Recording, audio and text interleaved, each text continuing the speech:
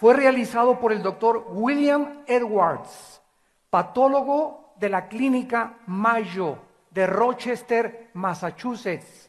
La clínica Mayo, el Hospital General de Boston y el Hospital Hopkins de Estados Unidos están entre los 3 mejores hospitales del mundo entero. Este estudio que voy a presentarles a continuación, intercalándolo con la Biblia, originalmente se presentó en la revista médica Diario de la Asociación Médica Americana, Journal of the American Medical Association. Y esta revista, que aparece cada semana, es de investigación científica médica y la primer revista en circulación mundial hasta el siglo XXI. Vamos pues a adentrarnos a ver qué fue lo que el doctor William Edwards, junto con todos sus compañeros en la clínica Mayo, descubrieron de la muerte, los sufrimientos de Jesucristo, el Hijo de Dios. En primer lugar, la Biblia enseña que Jesús en el huerto de Getsemaní, la noche antes, o casi ya cuando iba a anochecer, que fue capturado en el huerto de Getsemaní, se hincó y llegó con sus discípulos y les pidió a los discípulos, diciéndoles que lo ayudaran a orar, porque su alma estaba angustiada hasta la muerte. Dice en el Evangelio, capítulo 26 de Mateo, versículos 36 al 38, el registro del huerto de Getsemaní. Dice Mateo 26, versículo 36. Entonces Jesús llegó con ellos a un lugar que se llama Getsemaní. Es interesante que la palabra griega Getsemaní significa aceite prensado. Aceite prensado. O sea, cuando apretaban el fruto de la vid para poder, las aceitunas para sacar el aceite, le pusieron el nombre de Getsemaní. Y entonces Cristo les dijo a los discípulos, siéntense entre tanto que voy allí y oro. Y tomando a Pedro y a los 2 hijos de Zebedeo, comenzó a entristecerse y a angustiarse en gran manera.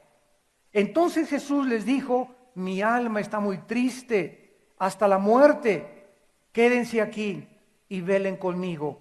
Y yendo un poco adelante, se postró sobre su rostro, orando y diciendo, Padre mío, si es posible, pase de mí esta copa, pero no sea como yo quiero, sino como tú.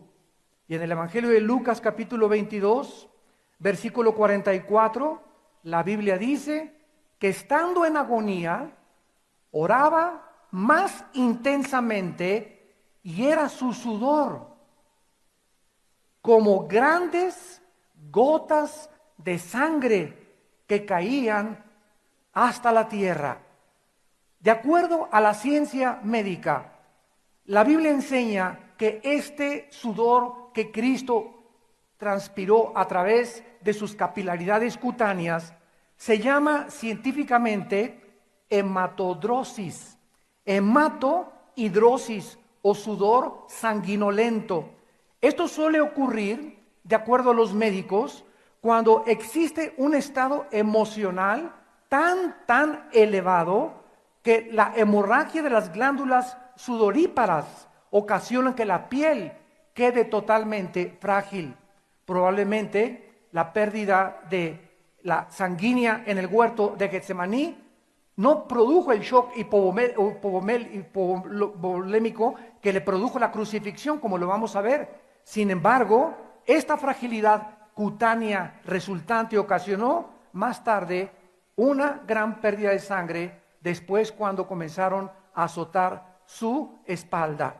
Damas y caballeros, siempre los mismos teólogos, los mismos científicos se han preguntado, una vez que explicamos que esto es científico, hematohidrosis, sudar sangre, ¿por qué Cristo le dice al Padre, si es posible, pasa de mí esta copa? Muchos se han preguntado si Jesucristo tenía miedo a la muerte, si tenía miedo a los clavos, si tenía miedo al flagelo de 5 colas que los soldados romanos usaban. ¿Qué era lo que angustió a Jesús en su humanidad, que lo llevó a transpirar sangre? ¿Qué fue lo que ocasionó la presión sobrenatural, asombrosa sobre su cuerpo, que hizo que la corriente sanguínea saliera a través de la piel? Y la Biblia nos responde que cuando Cristo estaba a punto de expirar en la cruz, gritó, Elí, Elí, lama sabactani, en arameo, que significa, Padre, Padre, ¿por qué me has desamparado? En ese momento algo misterioso pasó en la cruz. Dios se separa de su Hijo Jesucristo cuando nuestros pecados, tus pecados y mis pecados fueron puestos sobre su cuerpo.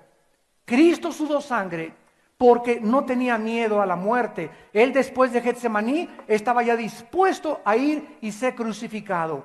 Jesús estaba angustiado hasta la muerte, que la sangre salió por sus capilaridades cutáneas, porque Jesucristo nunca había sido abandonado por Dios. La Biblia dice que la paga del pecado es la muerte, y el alma que pecare, esa morirá. Y en la cruz nuestros pecados iban a ser puestos sobre el Hijo de Dios. Y en ese momento Dios no podía, porque Dios habita en las tinieblas, en la luz. Y en ese momento las tinieblas cubrieron la tierra. Jesús dijo anteriormente, es la hora de las tinieblas. Y cuando las tinieblas cubrieron a Jesucristo y hubo un gran terremoto y el velo del templo se rasgó, el Padre que mora en la luz no podía estar en esa dimensión en la cruz del Calvario. El Hijo tenía que morir solo. Y si Dios no escatimó a su Hijo, sino que lo entregó por todos nosotros, ¿cómo no nos dará, después de esta asombrosa muestra de amor, todas las cosas si nosotros se la pedimos? La flagelación siguió después de Getsemaní, cuando los soldados romanos usaban unos látigos de 3 o 4 metros de largo, con 5 colas, con puntas de hueso y puntas de fierro. El látigo romano no es como la película de la Pasión, que un látigo cortito que nada más le hacía en la espalda. El látigo romano se enrollaba en el abdomen y en el torso de la víctima. Y cuando el soldado romano sacaba el látigo, a pesar del impacto que tenían las puntas en sus tejidos subcutáneos, desgarraba totalmente toda la piel. Él recibió 39 flagelos, porque de acuerdo a la ley judía no podían darle más de 40. Entonces, hasta eso los soldados romanos respetaron la ley judía, y cuando Cristo acabó de ser flagelado, no tenía absolutamente, ni en el frente, en el abdomen, ni en el torso, ni en la espalda, no tenía un solo centímetro de piel sana. Estaba totalmente hecho pedazos, convertido casi en un guiñapo humano. En Mateo capítulo 27, versículo del 24 al 26, dice la Biblia estas palabras. Mateo 27, 24 al 26. Viendo Pilato que nada adelantaba, sino que se hacía más alboroto, tomó agua y se lavó las manos delante del pueblo, diciendo: inocente soy yo de la sangre de este justo allá vosotros. ¿Cuántos de ustedes en esta mañana van a tomar la misma posición de Poncio Pilatos, el gobernador de Judea? Pues yo no sé, vas a salir por este desayuno tal vez. Yo no sé si Cristo es el Hijo de Dios o no es el Hijo de Dios. A mí no me interesa. Yo quiero seguir con mi vida.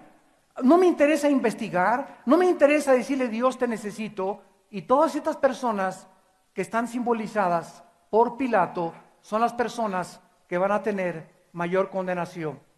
Porque la mayor parte de las personas en el mundo no les interesa conocer la verdad. Prefieren seguir su vida. Creen que solamente es una cosa que va a pasar y que no hay ninguna repercusión eterna en lo que pueda pasar en su vida después de la muerte. Pilato se lavó las manos y dijo: yo no sé si es culpable o no es culpable, yo se los entrego. Lo entregó de una forma débil, de una forma patética, para un gobernante y para un político, a la turba que quería asesinarlo. Dice la Biblia en el versículo 25 que respondiendo todo el pueblo dijo: su sangre sea sobre nosotros y sobre nuestros hijos. Entonces le soltó a Barrabás y azotaron a Jesús y lo entregaron para ser crucificado. Escuchen lo que dice el reporte médico. El grado de pérdida sanguínea en una flagelación. Generalmente el tiempo que la víctima sobreviviría en la cruz era mínimo. La pérdida apreciable de sangre preparó el terreno para un estado de shock hipovolémico, que significa una disminución del volumen sanguíneo por pérdida de sangre o por deshidratación. La hipovolemia, de acuerdo a la ciencia, disminuye la presión circulatoria, por lo que también disminuye la presión de la sangre que regresa al corazón. Esto disminuye la cantidad de sangre que sale del corazón y por eso se le llama que Cristo estaba entrando después de que lo flagelaron en un estado de shock hipovolémico. El sistema circulatorio, de acuerdo a la ciencia médica, se puede recuperar mientras el grado de hemorragia o la pérdida de sangre no pase de cierta cifra. Pero una vez cruzada esta cifra, bastan unos pocos mililitros de sangre para establecer la diferencia entre la vida y la muerte. En el caso de Cristo, no se considera la hipovolemia como la causa de su muerte. Cristo no murió por desangramiento, en otras palabras. Jesús fue tan debilitado por los 39 flagelos o latigazos que la Biblia dice en Mateo capítulo 27, versículo 32, que cuando iba cargando la cruz Cristo, no pudo cargar más el patíbulo de la cruz, y un hombre llamado Cirene, que se llamaba Simón, lo obligaron a llevar la cruz. Desde el pretorio romano de la flagelación al monte Calvario existía una distancia de casi 900 metros, casi 1 kilómetro. Cristo en Getsemaní perdió sangre.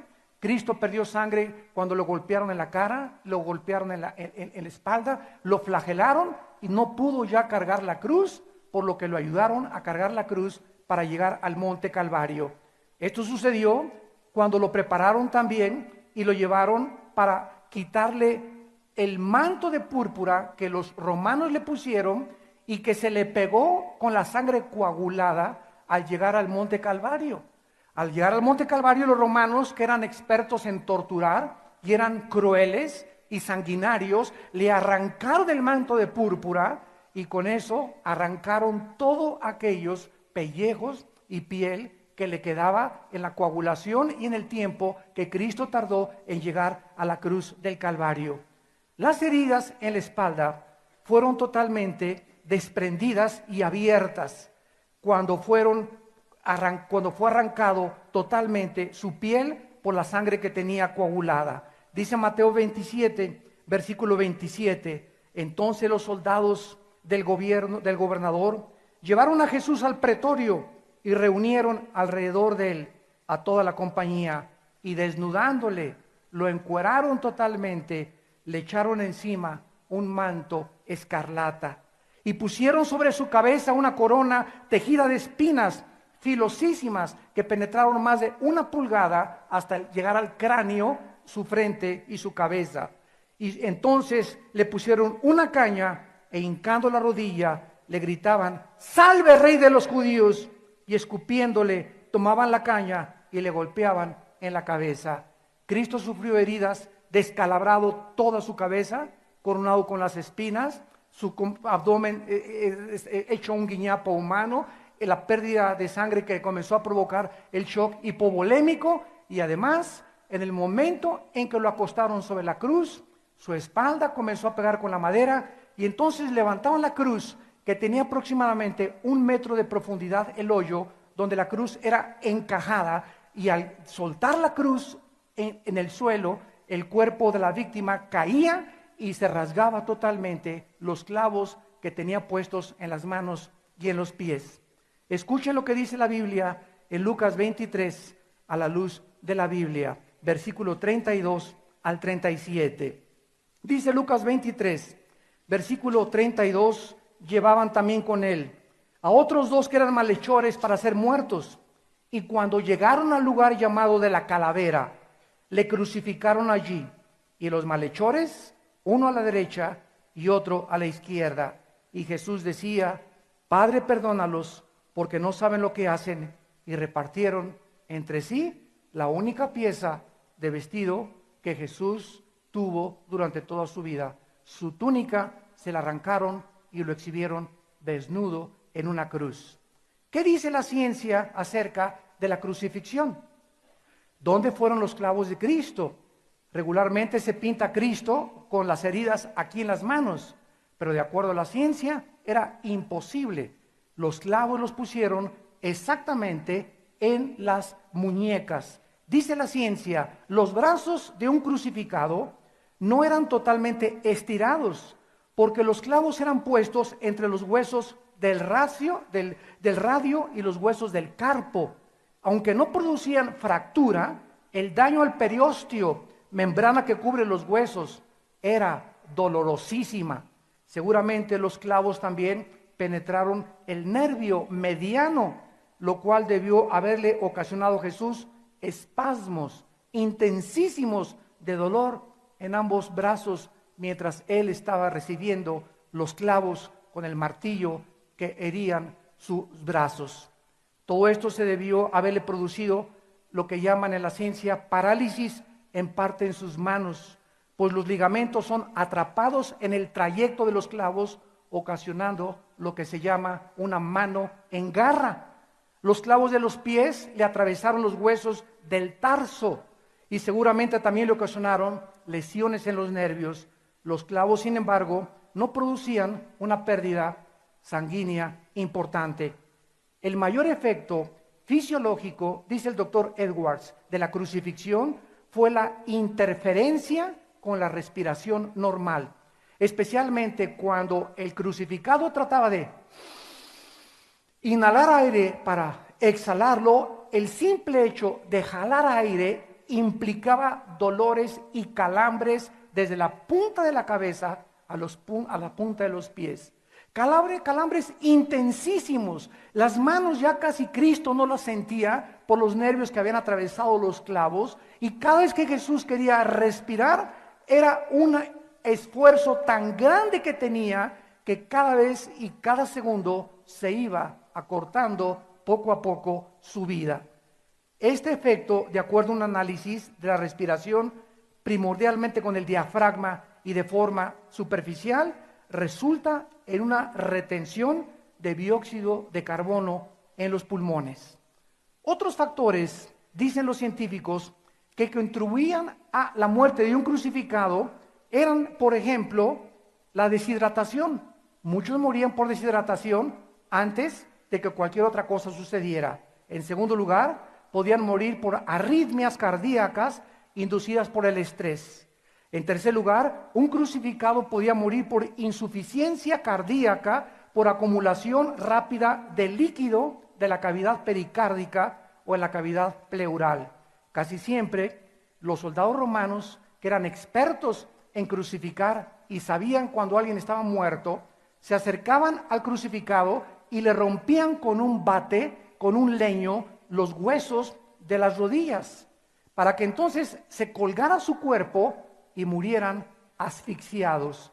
Tal vez querían alentarles para que no sufrieran tanto. Sin embargo, lo interesante del caso es que la ley judía prohibía que se les rompieran los huesos.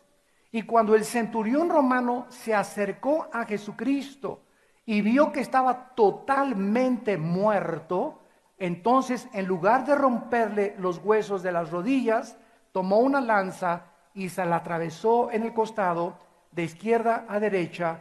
Y dice Juan, capítulo 19, versículo 34, que Juan vio salir, porque era el único discípulo, con María, María Magdalena y las otras Marías al pie de la cruz. Juan escribe: vi salir del costado una gota de sangre con una gota de agua. ¿Qué dice la cardiología moderna cuando la sangre se mezcla con el agua? Qué interesante. De acuerdo a esta descripción de la Biblia, que el centurión romano solamente vio salir agua con sangre, el líquido que salió del costado de Jesucristo correspondía, de acuerdo a la cardiología, al líquido pericárdico, y la sangre a presencia de sangre en la cavidad pericárdica. El corazón, dicen los cardiólogos, está forrado por una membrana transparente que se llama el endocardio. Después hay una capa muscular llamada el miocardio, que externamente está forrada por el pericardio, que consta de dos capas, el pericardio visceral y el pericardio parietal. Entre estas dos capas existe una pequeña cantidad de líquido que sirve como lubricante, que maravillosamente nos hizo Dios, y facilita el bombeo y los movimientos del corazón. Este espacio entre las dos capas del pericardio se llama cavidad pericárdica. Todas las condiciones fisiológicas que acabamos de mencionar pudieron producir pequeños coágulos en las válvulas del corazón, pero no sucedió esto. Y además pudieron también ocluir la circulación coronaria y ocasionar un infarto, o Cristo pudo haber muerto de un infarto al corazón. De todo el grosor de la pared, infarto es la muerte de la parte de un tejido. Sin embargo, la ciencia médica describe que Cristo, cuando Él muere y el centurión le entierra la lanza, Cristo ya estaba muerto. Por eso el centurión dijo, por si las de aquellas, ¿verdad?, le voy a atravesar el costado para asegurarme, aunque yo sé que está muerto. Y de acuerdo a la ciencia médica, Cristo muere porque se le revienta el pericardio, la membrana que envuelve el corazón. Lo más asombroso de esto es que 1000 años antes, damas y caballeros, en el Salmo 22, escrito por el rey David, señores ateos, agnósticos que nos escuchan, 1000 años antes, cuando no existía ni siquiera la cardiología moderna, el rey David escribe y dice de qué murió Jesucristo en la cruz. Esto es una pregunta que cada vez que me invitan a un seminario teológico les hago a los estudiantes. ¿Alguno de ustedes sabe qué fue lo que ocasionó la muerte de Cristo? Y pues ya hemos visto algunas respuestas. Pues murió de una arritmia, murió de esto, murió de aquello, de asfixia. No murió de ninguna de esas cosas. Dice el Salmo 22, versículo 14 y versículo 15. He sido derramado como aguas. Todos mis huesos se descoyuntaron. Mi corazón fue como cera. Mi corazón fue como cera derritiéndose en medio de mis entrañas. Cuando sale la gota de agua mezclada con la gota de sangre, la Biblia nos muestra que a Cristo en la cruz le explotó el corazón. Cristo muere de dolor moral. Fue tan grande el impacto de nuestros pecados sobre su cuerpo santo. Fue tan profunda la tristeza a la que Cristo tuvo de que su Padre mismo no podía estar con él en la cruz, que Cristo muere cuando le explota el corazón. Cuando la capa del pericardio, que es la membrana que envuelve el corazón, se revienta y sale una gota de agua mezclada con sangre, porque ya en ese momento casi toda la sangre estaba al pie de la cruz. Su sangre había derramado su vida por nosotros, porque la Biblia dice que la vida, el alma, se encuentra en la sangre. Antes de que se descubriera la circulación de la sangre, la Biblia establecía ya con siglos de años de anticipación que la vida de la persona se encuentra en la sangre. Nuestra vida está en la sangre, y ahora que han descubierto que en la sangre se encuentran todas las enfermedades y todas las cosas que se pueden descubrir, la ciencia dice, y la Biblia tenía razón. Todo este Salmo 22 nos habla de los sufrimientos de Cristo en la cruz 1000 años antes de que sucediera. Dice el versículo 12, me han rodeado como toros de Bazán me han cercado, Abrieron sobre mí su boca como león rapaz y rugiente. Versículo 17, contar mis huesos puedo, entre tanto me miran y me observan. Repartieron entre sí mis vestidos, sobre mi ropa echaron suertes. Damas y caballeros, nunca en la historia se ha escrito de ningún líder religioso lo que se escribió de Cristo con siglos de anticipación. Nunca nadie supo que Buda iba a nacer, o que Zoroastro, o que Mahoma, o cualquier líder que tú me quieras presentar. Pero de Cristo se escribieron con siglos de anticipación quién iba a ser su madre, que iba a nacer de una virgen. ¿Dónde iba a nacer? En una aldea llamada Belén. ¿Cómo iba a ser su infancia, su juventud, su ministerio, su muerte, su resurrección y su ascensión? Esto es asombroso, porque solo Dios conoce el futuro. Por eso las evidencias proféticas de la Biblia le hacen ponerse un zipper a cualquier persona agnóstica o a cualquier persona atea, porque tú no puedes pelearte con una evidencia que estoy presentándote a ti y que es absolutamente veraz. O sea que el problema para la gente no es las evidencias que necesitan, el problema para la gente es de carácter moral. Tú no crees porque no te falten evidencias, eso no es correcto. Tú no crees porque no te conviene creer. Tal vez la vida moral que llevas, tal vez los negocios que estás haciendo, tal vez donde están tus metas te impiden entregarle tu vida al Hijo de Dios. Dios, a través de su siervo David, profetiza en el Salmo 22 lo que iba a suceder en la cruz del Calvario. Y 750 años antes de Cristo, el profeta Isaías, en el capítulo 53, versículo 3 en adelante, escribe estas palabras de lo que le sucedería al Mesías, el Hijo de Dios. Isaías 53, versículo 3, despreciado y desechado entre los hombres. El creador del universo, el sustentador de todas las cosas, de los átomos y de las fuerzas atómicas, de la gravedad y el de las galaxias, el juez, el rey de reyes y señor de señores, escoge nacer en un pesebre, sin sábanas, sin enfermeras, sin anestesiólogos, sin ginecólogos, sin ninguna asistencia médica. El rey de reyes, el que te hizo a ti y el que me hizo a mí, el que hizo el universo.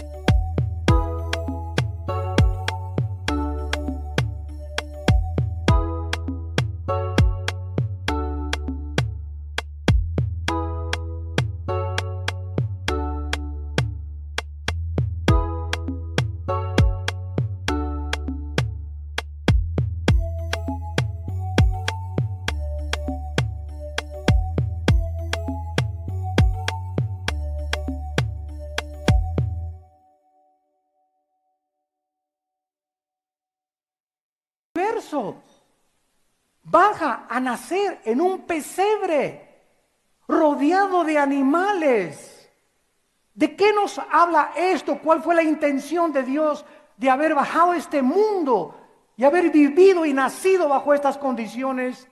Nos habla que Dios, el Dios de la Biblia, es un Dios humilde.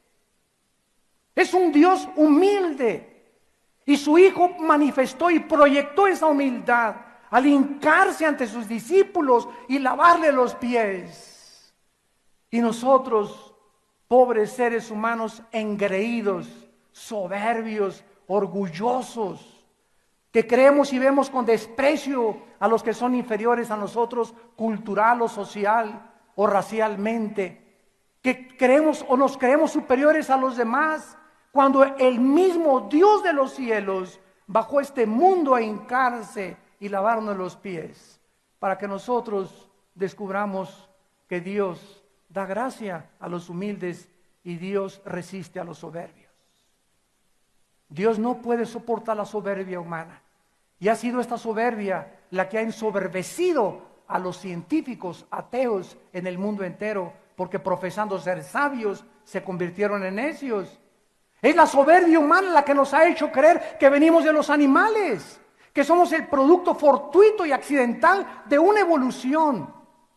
Es la irracionalidad más grande filosófica que puede existir.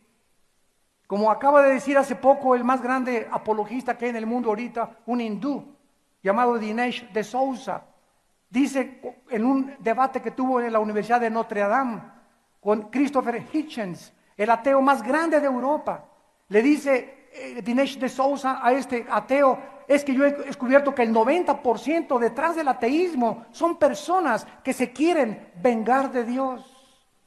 Están enojados con Dios y hacen campañas de publicidad y pelean contra un Dios que dicen que no existe.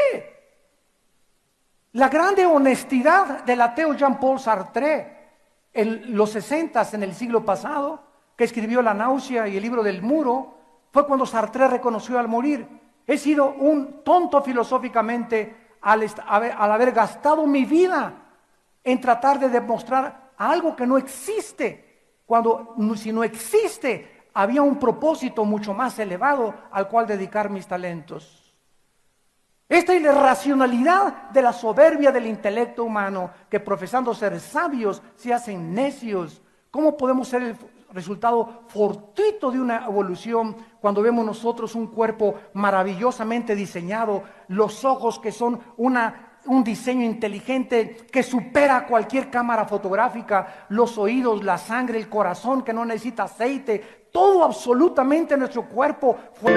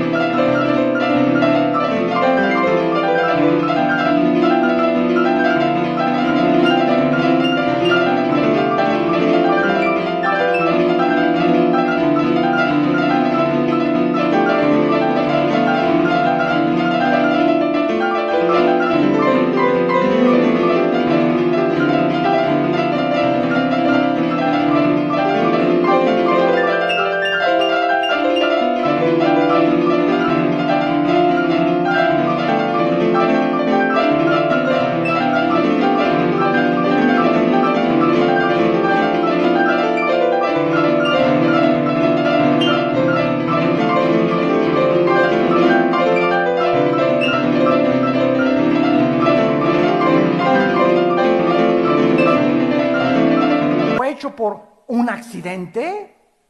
Y si nosotros somos materia, ¿qué es el pensamiento? El pensamiento no es átomos, el pensamiento es algo que trasciende la investigación empírica de la ciencia. Y es cuando nosotros nos enfrentamos a que el ateo es limitado. Como me dijo una vez un ateo en una universidad hace algunos años, yo le dije: ustedes los ateos están limitados porque llegan un momento en que ya no pueden ir más allá. El cristiano tiene algo que lo hace cruzar el río, que se llama la fe. Y nosotros creemos que hay más allá de investigación empírica y científica. Creemos que aunque no se puede demostrar en un laboratorio de ensayo, el Espíritu nos dice que fuimos creados a semejanza de un Dios, que somos agentes morales, responsables de nuestras decisiones, y que va a haber un juicio donde Dios juzgará a los vivos y a los muertos. Un ateo es una persona que ha hecho un volado al aire. Y le digo: ¿a qué le vas, cara o cruz? Dice: no lo voy a ninguna cosa. Le digo: ¿sabes una cosa? Yo he hecho un volado y tengo más probabilidades de que haya vida después de la vida a que no haya. Porque si los ateos tienen razón y no hay nada después de la vida, no perdemos nada. Pero si Cristo tiene razón, ¿qué amolada se van a llevar? Dice la Biblia que Jesucristo fue un hombre despreciado y desechado desde que él nació. A los 2 años, el rey Herodes inició la persecución para que todos los niños menores de 2 años pudieran ser asesinados. Desde los 2 años, desde que nace en el pesebre, Cristo es despreciado y desechado por los hombres. Damas y caballeros, cuando Cristo colgaba en la cruz, ¿quiénes estaban abajo de la cruz? Aquellos que él sanó, aquellos que él bendijo, aquellos que le sacó los demonios, aquellos que le recuperó la vista, aquellos que los hizo oír. ¿Por qué ese odio contra Jesús? ¿Por qué esa hazaña tan grande de, si tú eres el Cristo, bájate de la cruz y sálvate primero a ti. ¿Qué les hizo ese hombre para que lo odiaran de esa manera? Yo comprendo cuando vemos un asesino que violó a 20 niños y destripó a 4 o 5 niñas, que hay un coraje que nos enciende y nos hace hervir la sangre y quisiéramos decir, venganza, venganza contra lo que me han hecho o a mi familia. Pero ese hombre Jesucristo jamás vendió marihuana, jamás fue traficante, jamás mintió, jamás hizo un pecado, pero el odio del mundo se volcó contra él en la cruz. La pregunta es, ¿por qué, señores antropólogos, sociólogos y psicólogos que nos escuchan?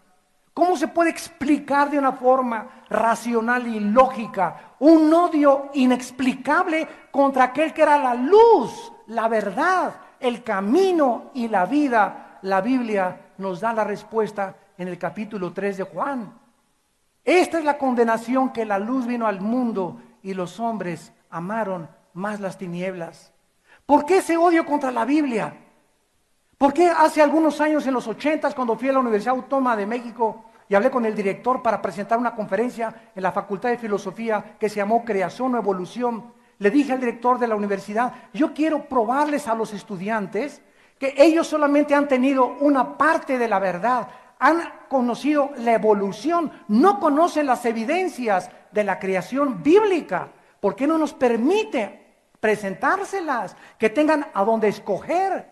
2 profesores estuvieron de acuerdo y dijeron realmente, pues es verdad, pues se prohíbe la religión en los recintos universitarios. Y le dije, la Biblia no es un libro religioso, es un libro histórico, geográfico, biológico, químico, físico, psicológico, tiene todos los antecedentes y el origen de las lenguas, de las naciones, de las culturas, del matrimonio. Es un libro excepcional. Denle la oportunidad a los estudiantes de conocerla, porque para eso los estudiantes gritan, es que fue hecha por los hombres, porque no la has leído. Es lo que te han dicho tus amigos. Comprueba las evidencias de la Biblia, biológicas, químicas, genéticas, históricas, geográficas, arqueológicas. La Biblia es exacta desde el libro del Génesis al libro del Apocalipsis. ¿Por qué ese odio contra la Biblia y no contra otro libro sagrado? ¿Por qué los cantantes de rock como Marilyn Manson agarran la Biblia y la rompen y escupen sangre contra ella? ¿Por qué es la Biblia y por qué es el número 666 el que se están tatuando los grupos de rock metálico? ¿Por qué no se tatúan el 555? O el 888. ¿Por qué tiene que ser el 666? ¿Por qué? Porque es el número que en la Biblia dice que llevará el anticristo.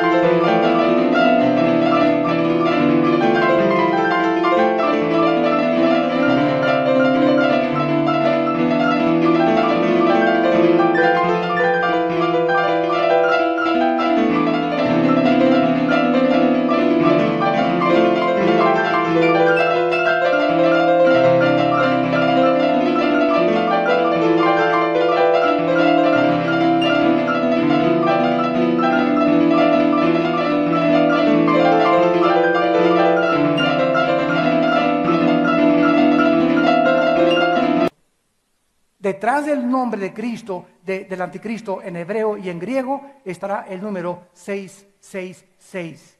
Porque es el cristianismo el objeto de tanta persecución en el mundo a través de los últimos 20 siglos. Porque ha sido el sistema de pensamiento más controvertido. ¿Por qué ese odio contra Jesús? ¿Por qué los cantantes hablan contra Cristo? ¿Por qué ese odio de los ateos contra Cristo, el Dios de la Biblia? ¿Por qué no contra el Dios Mahoma, contra el Dios de otra religión? ¿Por qué tiene que ser la Biblia, Cristo y el cristianismo el objeto de la burla de las películas, de las telenovelas, de los noticieros de televisión, de los artistas? ¿Por qué? Porque la Biblia es el único libro que contiene verdades absolutas. Es el único libro entre los billones de billones de volúmenes de literatura que existen que dice la verdad. Que dice la verdad de ti y que dice la verdad de mí. La Biblia es el único libro que nos desnuda y nos exhibe tal como somos delante de Dios.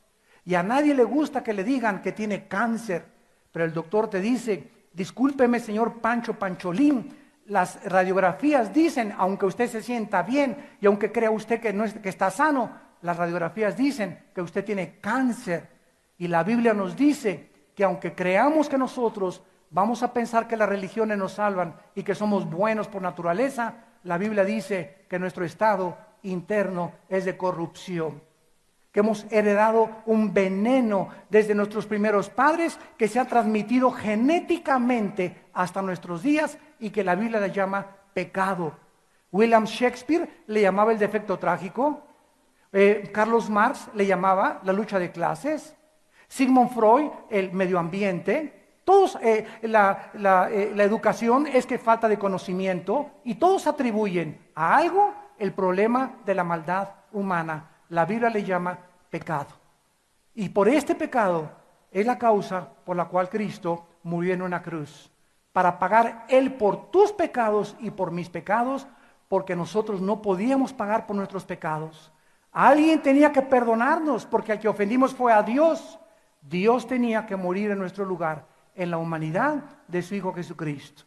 Como me dijo una vez un musulmán, señor Alducin, Cristo es Dios. Le dije sí. Mañana, por cierto, voy a hablar sobre la conferencia, ¿es Dios Cristo o Jesucristo es Dios?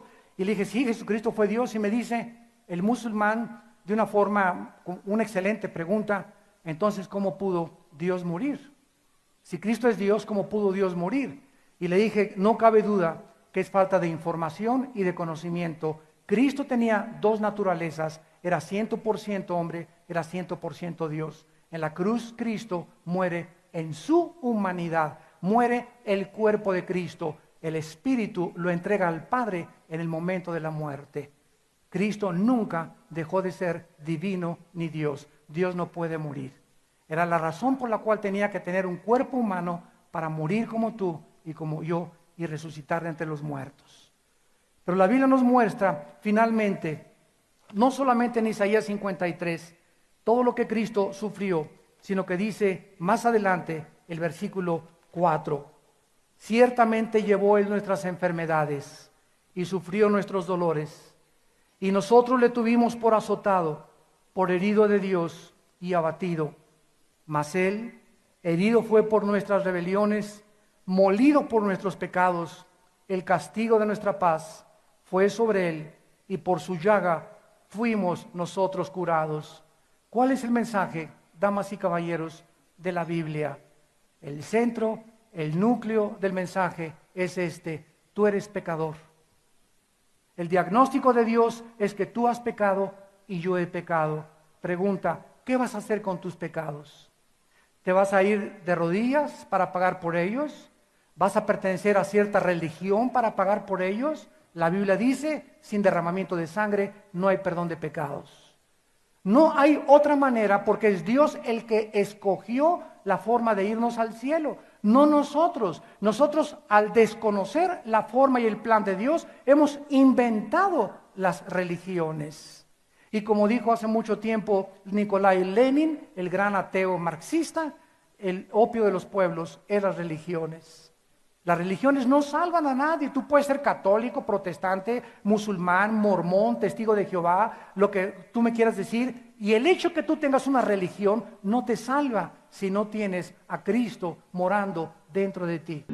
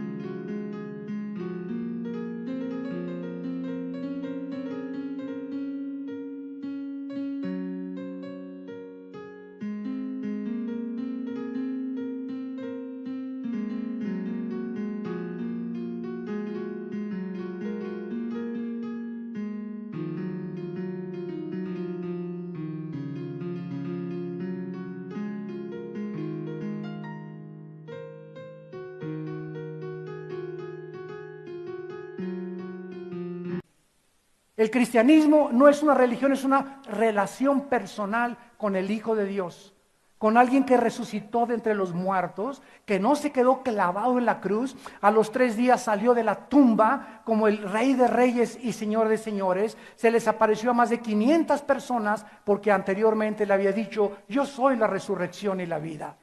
Si Cristo no hubiera resucitado, ¿cuál esperanza tendríamos nosotros? ¿Quién nos puede garantizar que hay vida después de la vida si Cristo no hubiera regresado y vencido la muerte con el poder del Padre?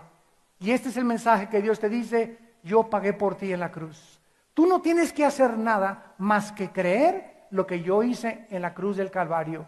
Si tú crees que mi Hijo pagó en tu lugar y le recibes como tu Señor y tu Salvador, la Biblia dice que Dios te perdona. Dios en su misericordia te perdona y tú puedes decir, ay, sí que fácil. Es que esto se llama gracia. Gracia. ¿Qué es la gracia? Es algo que no conocemos los humanos. Es un favor que alguien nos da sin que lo merezcamos. Es cuando tu hijo se porta mal y en lugar de que tú lo castigues, le das un regalo. Y el hijo te dice, oye, pero yo no merezco ese regalo. Y le dices, no te lo doy porque lo merezcas, te lo doy por gracia, porque te quiero favorecer simplemente para que veas cuánto te amo. Y este es el mensaje que de Dios, que de tal manera amó Dios al mundo, que nos dio a su Hijo unigénito, para que cualquiera de ustedes que crea en Él no se pierda, mas tenga la vida eterna. Porque Dios muestra su amor para con nosotros en que siendo aún pecadores, Cristo murió en nuestro lugar. Él que no conoció pecado, por nosotros se hizo pecado, para que nosotros fuésemos hechos la justicia de Dios en Él. Dios simplemente te pide, ábreme tu corazón, hijo, hija mía. Dame la oportunidad de entrar a tu vida. Dame la oportunidad de demostrarte que soy real. Ya deja de oír las opiniones filosóficas del mundo y de hombres. Escucha la voz de mi Hijo Jesús. Él es la resurrección. Él es el pan que descendió y nos da vida. Él es la luz. Él es el camino. Él es la verdad. Él es la vida eterna. Y Cristo, para terminar, antes de morir, les dijo a los discípulos el día anterior, en Juan capítulo 14, las siguientes palabras. Y nos dice Dios, ahora que nos aproximamos, todos nosotros nos aproximamos a la tumba. Porque tú tienes que morir algún día, yo tengo que morir. A lo mejor tú vas a morir hoy. A lo mejor en la próxima hora aquí te sale una embolia saliendo del hotel. A lo mejor un ataque al corazón, un ataque cardíaco. Ninguno de nosotros sabe el momento en que Dios nos dice, se acabó el límite y se acabó el 20 de tu vida. Vámonos a casa o desciendes al infierno. Ninguno de nosotros tenemos la seguridad y Cristo nos dice antes de morir, no se turbe vuestro corazón. El cristiano es una persona que vive segura, está tranquila, aunque haya el dólar bajó, el petróleo cayó, guerras, rumores de guerras, tsunamis, etcétera, etcétera. El mundo que vivimos es un mundo inestable. Las fuerzas de la naturaleza están azotando a la humanidad como nunca había sucedido, exactamente de acuerdo a como la Biblia lo profetizó. En medio de este mundo cambiante y de este mundo inestable, el cristiano es una persona que ha hecho la paz con su Creador, que sabe que todo está bien y que lo peor que nos pueda suceder es morir. Y dice la Biblia en Filipenses capítulo 1 que el morir es ganancia para nosotros. Mientras estamos en el cuerpo, vivimos para Él, pero el día que muramos, salimos de nuestra prisión, que es el cuerpo, el alma y el espíritu, para reunirnos con nuestro Creador y oír esas palabras que dice la Biblia, que Dios te dirá, ven bendito de mi Padre, al reino que he preparado, porque tuve hambre y me diste comer, tuve sed y me diste beber, estuve en la cárcel y me visitaste. En otras palabras, no viviste para tus intereses, viviste para los intereses de los demás. Porque en eso se encuentra la verdadera felicidad, en vivir para los demás, en preocuparte para los demás, en salir de tus problemas y de tus llantos y de tus cosas y tratar, como dijo hace muchos años la Madre Teresa en Nueva York, cuando se iba a regresar a Calcuta con sus leprosos. Le preguntaron esta historia, ya la he contado y la vuelvo a repetir. Madre Teresa, ¿Para qué se regresa usted con sus leprosos a un país insalubre, con tantos moscos, con tantas ratas, con tantas cosas?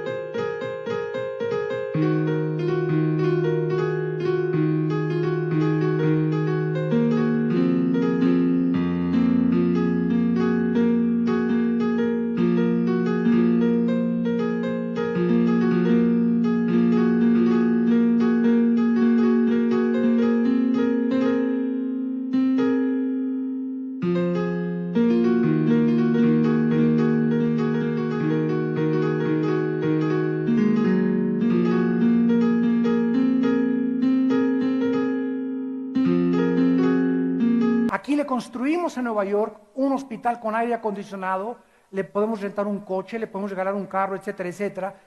Puede usted comer mejor comida. Y la Madre Teresa, antes de abordar el avión, dijo estas palabras: señores periodistas, quiero que entiendan algo. La felicidad no se encuentra en vivir confortablemente ni en tener abundancia de bienes materiales, porque los bienes materiales no nos dan la felicidad. Yo he encontrado, dijo la Madre Teresa, meses antes de morir, que la felicidad se encuentra en vivir para los demás. Y cuando yo he entregado mi vida para esos leprosos, ahí es donde yo he encontrado la misión que tengo en la vida. Yo he prometido a Dios no vivir para mí misma jamás.